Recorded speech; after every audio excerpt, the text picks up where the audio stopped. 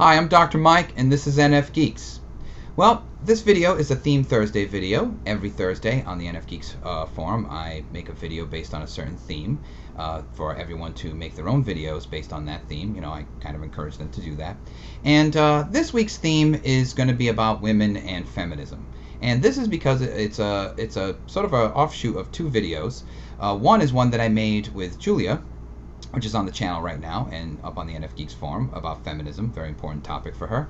And another one comes from Kara Kamos called the Ladies Survey. Now, I did a response video to one of her other videos about On Being Ugly, one of her more famous ones. And I saw this one and I thought, well, that's interesting. This is, this is two videos that I think together would make an interesting theme video, okay, to do.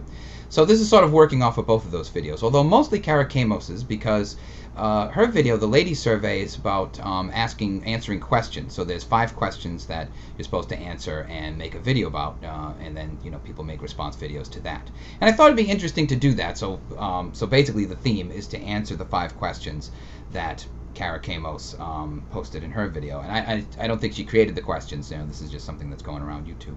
And answer them, and I encourage everyone else to do that, to answer these same 5 questions. Okay. Now, I think it's interesting if I do it because, for a couple of reasons. One, I'm educated. That's one. 2, I'm a man. Obviously, I think that'd be an interesting perspective. And 3, I'm sort of outside of this in a way. I wouldn't call myself a feminist. I'd call myself pro-woman. That's for sure. But I wouldn't say that I'm part of the movement, that I'm part of the ideology totally. For intellectual reasons, what is the objective truth of these statements, that kind of thing. But I'm definitely not in the middle. Okay, if you draw a line and you say which side are you on, I'm leaning closer to the feminist side. I consider myself pro-woman. I'm on that side. So, but I'm in a position that I think that would be unusual, because I think a lot of people who do these videos, I don't know, but I'm sort of hypothesizing that a lot of people who do these videos are on the extremes. Either people who totally are into feminism, not that that's an extreme position, but they're 100% on board, or you're going to get people on the other side who are 100% against and how stupid this is, and they're just going to dog every one of these questions. And so, it's just going to be polarities where I think I might be somewhere not in those two camps. Again, I'm obviously going to be more towards the woman's side, but still, I think that might be interesting, to add to this discussion, so that if not the people need to agree with me, but people can see where all the different opinions are on this issue. Because if I'm willing to do it, I'm not necessarily a feminist. I think other people would be willing to do it, and that would give a wider range of ideas. That's my hope. Okay. What's actually going to happen is everyone's going to hate this video. All the people who hate feminism are going to yell at me for giving in, and then people who are very, very strong into feminism will be mad because I didn't say something on one question or whatever, but that's okay. I'm trying. That's, what more could you ask except, effort. So, all right, so let's do this. Let me work on the computer here a little bit, get the questions going. All right. So, there's 5 questions, and here's the first one. Do you agree that the internet is a harder space for women? Why? Is it helpful or harmful to acknowledge that? That being whatever your opinion is on the topic. Okay, so all right. First, I want to say that the wording of this question is a little. It sort of assumes there's a right answer, a wrong answer. Don't you agree that the right answer is right? It kind of has that in it. So first, I recommend rewording it. Just, is the internet a harder place? Just simpler is better. Okay. That's just a little nuanced critique of the question. All right, but the question, is the internet a harder space for women? Meaning, do women have a harder time than men on the internet? On the internet. Yes, I think we'd have to say yes, or at least I can say yes, that it is harder. And that's because it's just harder for women everywhere. So why would it be any different on the internet? Okay, so if the internet is part of the world, it's part of our lives, it would be the same there. But I want to temper that a little bit. One, I think it's less harder than other places, because I find that YouTube and the internet is for younger women. Okay, like my age and younger. I mean, granted, there's people my age and older on the internet. Look, I'm on the internet. But I find that it's mostly younger women and therefore younger people who are a little more open to having women as equals to women's issues, to these things. I think they're a little better. So I think that I wouldn't say the internet is the worst place in the world for women. It's harder, but it's one of the less harder places compared to other things. I also want to point out too is that time makes a difference. This will come up again in some of my other answers. But time makes a difference because if I first read that question, I was kind of like, well, how hard could it be? And I realized that sounds like I'm not caring or not thinking about women's issues or things like that. And that's not what I mean. What I mean is I'm looking at it from the past.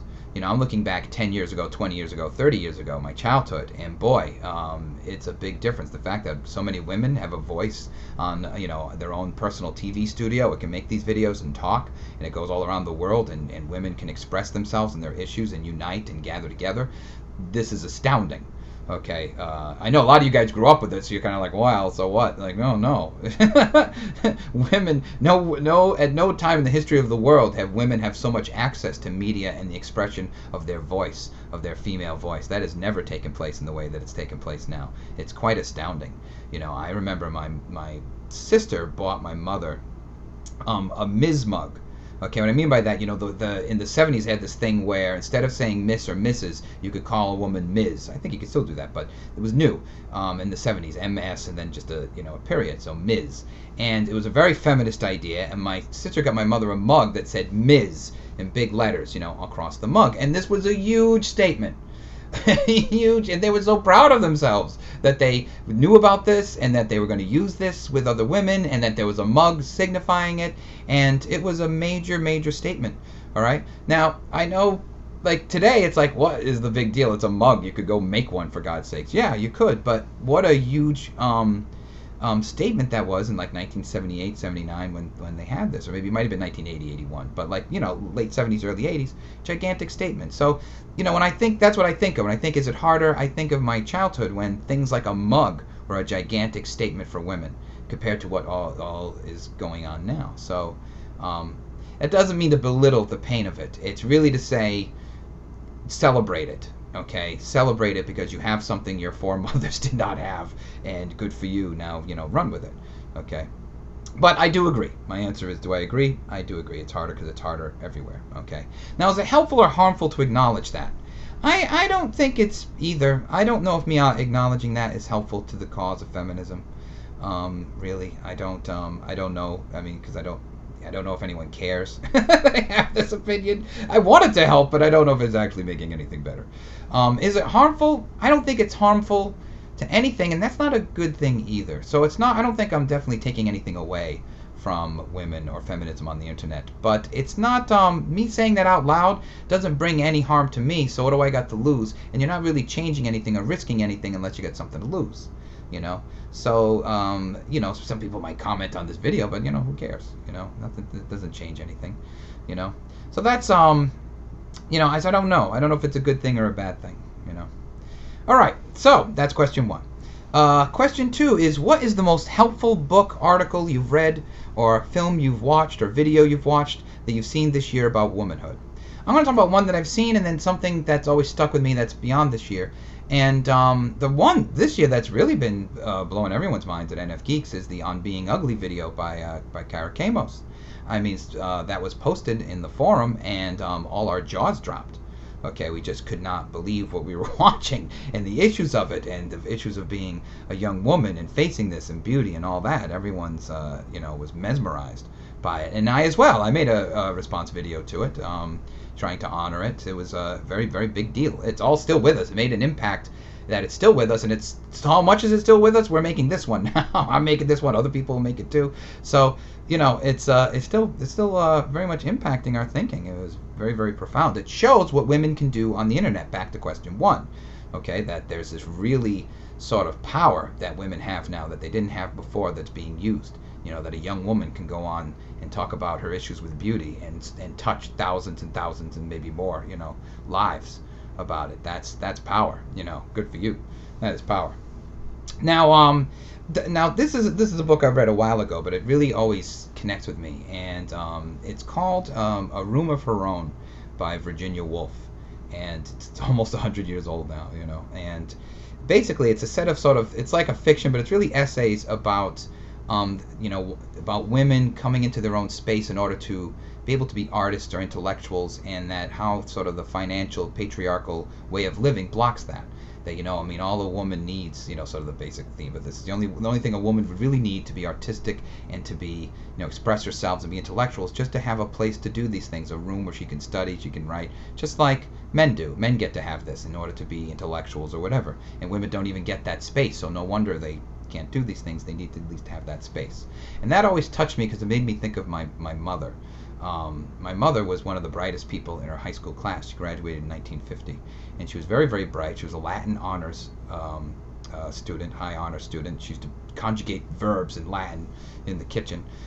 You know, she was like in the top 10 of her high school. And when she graduated, she went to go work in a mill, because that's what you know, Portuguese American girls of immigrant parents who didn't speak English in 1950. That's what they did. She went to go. You know, she was very, very bright, but she went straight into the factory, in spite of all that. And you know, and she didn't get to have that room. You know what I mean? It always reminded me of that and what was lost in terms of that, because she was extremely bright, the only person in our whole family who ever graduated from high school, up until my sister and I. So I mean, you know, it was a big deal. But she missed it because she didn't get to have that intellectual self because she didn't get that room. So that's a book that's always stuck with me to this day. Sticks with me. All right, so number 3. Do you think a focus on supportive networks of women online, whether formally through things like Wonderly or informally, is beneficial or hurts the cause? I like that the cause is in quotation marks. But I don't, just sticking out. I think it's okay. I think it's great. To talk about personality type, we have networks and forums and videos and channels and all that. You know, so I'm part of my own community. It's not a cause, you know, although people act like it's a cause. But you know, there is, you know, I'm part of my own community, so I can sort of talk about this, even though it's a minor one. Do I think it hurts? No, I don't think it hurts at all. I think it's great. I think it brings people together. I think it shares ideas. I think it creates allies. Things bounce off of each other, and you gather up more people faster, and ideas bounce off of each other more than ever before. So no, do it. Absolutely do it. If I would give my opinion based on my own group, which is personality type, you know, Myers-Briggs personality type, it would be 2 things of advice. One is that it's okay to fight. Okay, there's going to be factions, there's going to be drama, there's going to be people yelling at each other, and I don't think that's a bad thing. And look, for those of you who are into personality type, everybody knows this happens in, you know, personality typology. But no, personality typology isn't necessarily that pressing. It's not even that big a group. But you know, sometimes we're like spiders devouring each other. You know, it gets nasty. But I actually don't think that's a bad thing, as much as I get angry about it. You know, whatever doesn't kill you makes you stronger. You know, so you know, battling things out makes for a better organization, a better group, a better way of thinking. It just makes it better. So even though it's fighting and painful and hair pulling, I'd still think that's okay. So if there's fighting going on, I would be fine with that. My problem with my own community, and this is less for feminism, I admit, so it's more of our problem than yours, but to give sort of advice about it, I guess, is that you definitely want to be intellectually strong. Okay, in every way you possibly can. I think one of the things that hurts isn't us in personality type, isn't that we fight.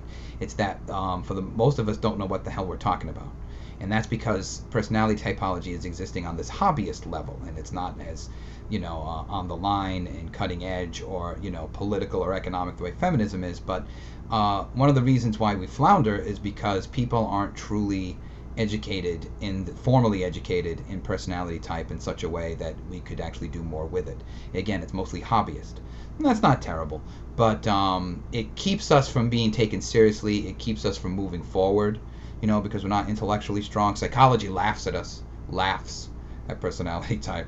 So that's a problem. Now, I realize, you know, feminism has woman studies and all sorts of, you know, feminist critique as a lens. You know, there's all sorts of good stuff. I would encourage to do that. That is more important, that the community, the internet community, remains intellectually strong. That's really what's important. And not just in women's studies, all the fields, whether it's social sciences like psychology or sociology or economics, that's even more important, or the humanities or anything. It has to, sciences, classical sciences, doesn't matter. But you need an intellectually strong community who knows their stuff, that can really communicate, ideas and organize and things like that. The thing that hurts us the most is that we border on anti-intellectual. And that has not helped our community. So hopefully feminism will do better. It already is, to be honest. But keep doing that. Do it more. That's what I'd say. So yeah, it's fine. Go on the internet. It's fine. All right, next. Number 4. What have you done to support female content creators in the past year? Are things better now than they were then? What do you pledge to do this coming year? All right. The first one. What have you done to support female content creators in the past year? All right. This was a tough one. That never even occurred to me until I read this, but I'll just confess, I would probably have to say nothing. I can't think about. I wish I could have came to the camera right now and said, well, let me tell you what I did. No, I haven't done anything. And here's the funny thing about it, how things like this work. It didn't even occur to me that I had to. And I don't mean like I had to like that. I mean like I was oblivious that I had to support. It's not that I wasn't supporting, but I didn't even know that was something I was supposed to be doing.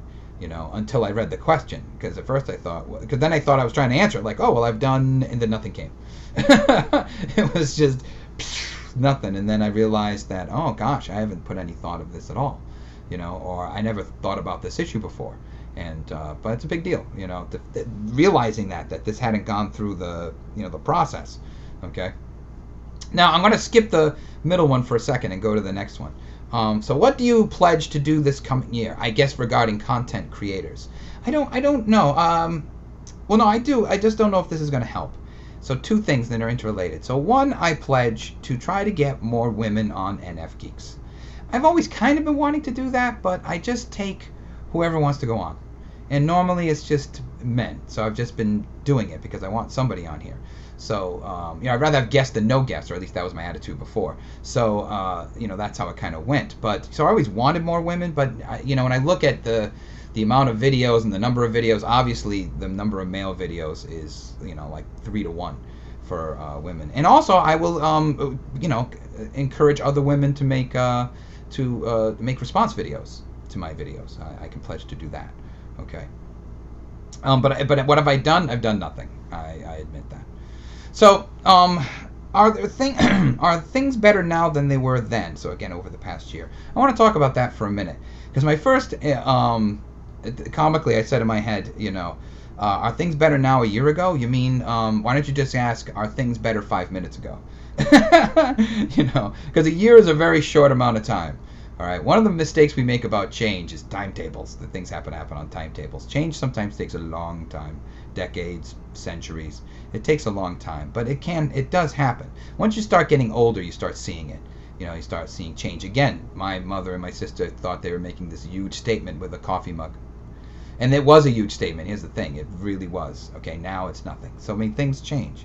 One of the things I always think about with this is that in the 90s, Oprah was sued by the Texas beef industry because of something she said about meat on her show. And I remember paying attention to it, and just sort of in the news, and I realized, I said to myself that, well, Oprah's going to win. This is crazy because Oprah is this giant, and she's not going to get knocked down. So, and sure enough, Oprah won, and it's like, oh, see, Oprah won. And then what occurred to me right after that was, wow, look at how the world has changed. Okay, first of all, the beef industry, Texas beef industry no less, went up against a black woman. Okay, think of those 2 classes right there. A black woman, and lost.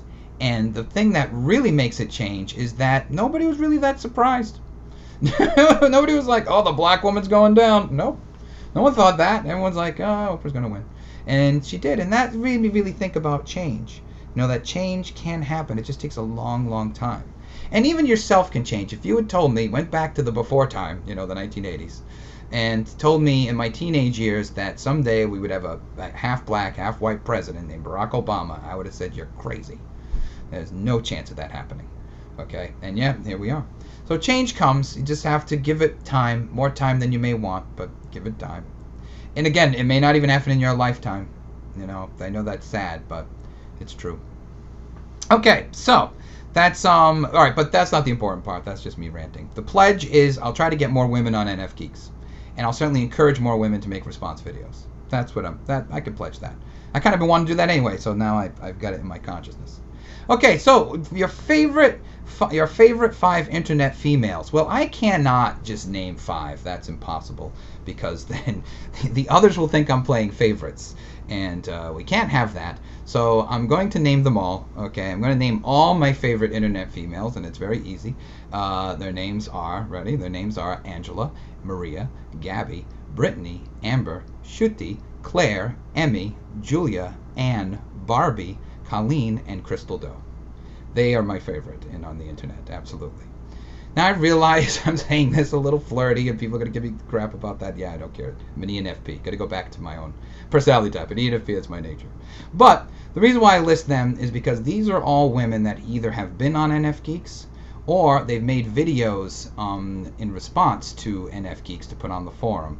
And they are my favorite because they all did that either because of me or for me. And and remember, women go on the internet, they have to face all sorts of horrible things, and and terrible comments and all sorts of trolling and things like that.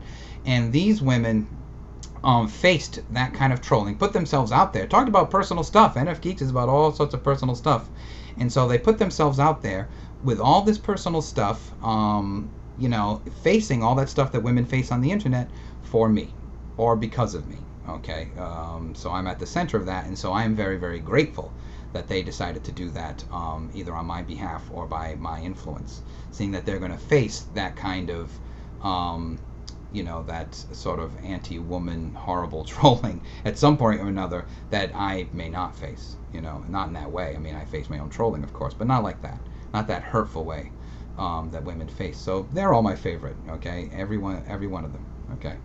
Now, to end off, I want to talk about, kind of bring the worlds together. I want to talk about some kind of feminist thing and personality type and put them together. And there is a great sexist injustice that goes on in personality type. It's huge, and we never talk about it either. I can't even believe it. And I've been wanting to make a video about this for a while, so this is actually the real reason why I wanted to do this, because I got something to say, okay, about this, and that is the great sexism in personality type that everyone's quiet about, and I'm going to break through right now, and that is the sexism against Isabel Myers herself. And I don't just mean in the past, I mean in the present, in the community, how she's talked about now in personality type, okay? She gets raked over the coals. Okay, here's this woman, this pioneering woman, who basically brought the idea of personality type into the world in such a way that anyone can use it and understand it, created a tool that anyone could use and understand it, so that people can have this tremendous insight about themselves, sidestepping psychology and social sciences, who dogged her right from the beginning, okay, created this whole thing out of nothing. This entire conversation we're having online about personality type is from her, not Carl Jung, okay?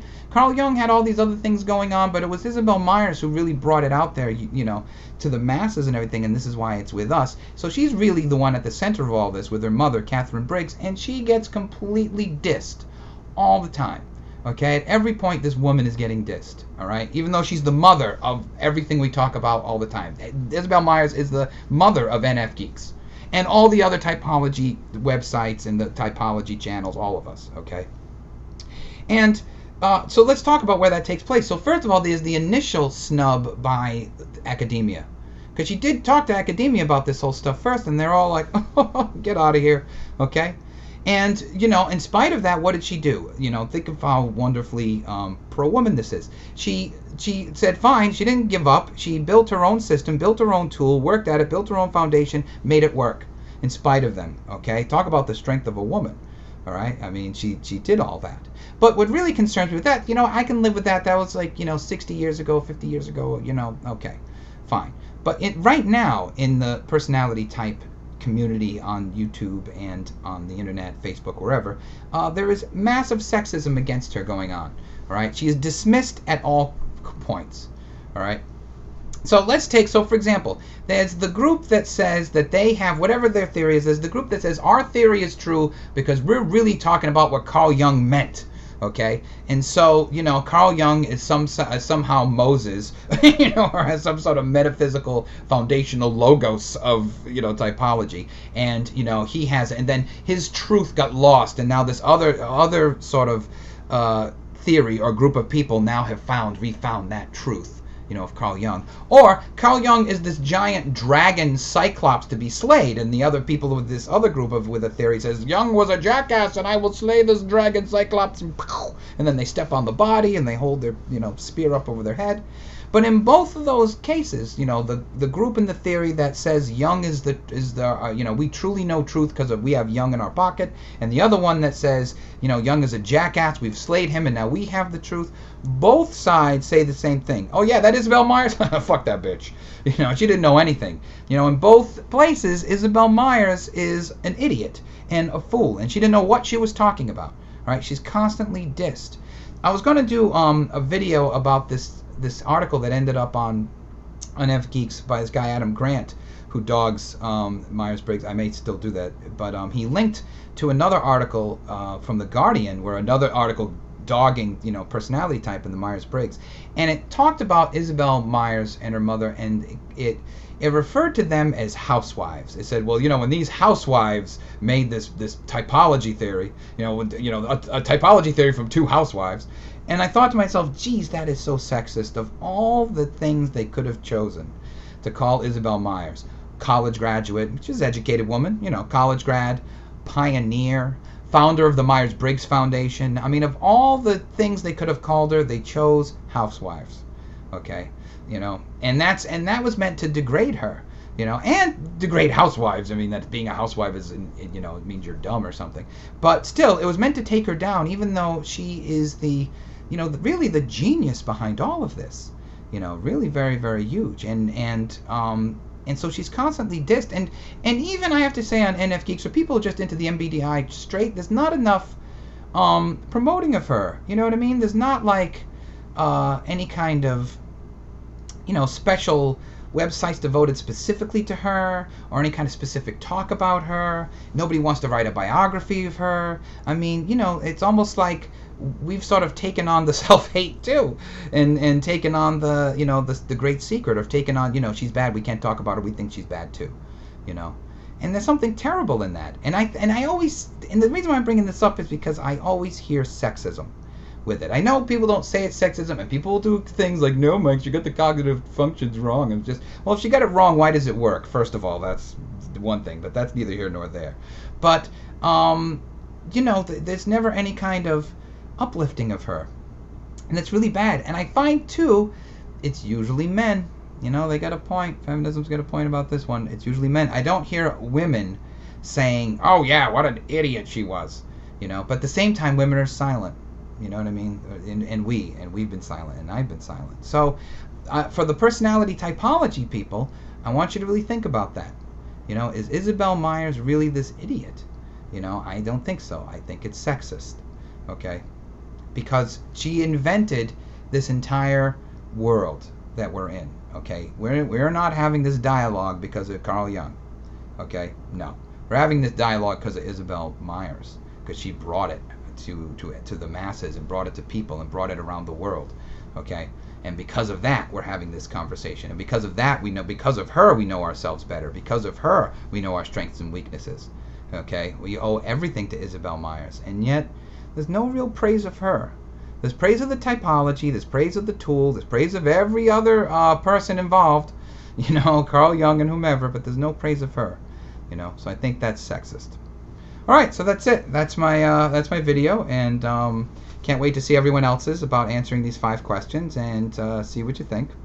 And if I didn't mention your name, if you're one of the women I didn't mention your name, I'm sorry. I tried to make sure I got everybody on there, because there's always going to be one. I don't think so. I mentioned everybody. Okay, and I wasn't lying about that. Okay, ladies, you really are my favorite. Okay, because of what you did, and you put yourself out there, on camera with me or on the forum. You did great, and you're my favorite. All of you. Okay? All right.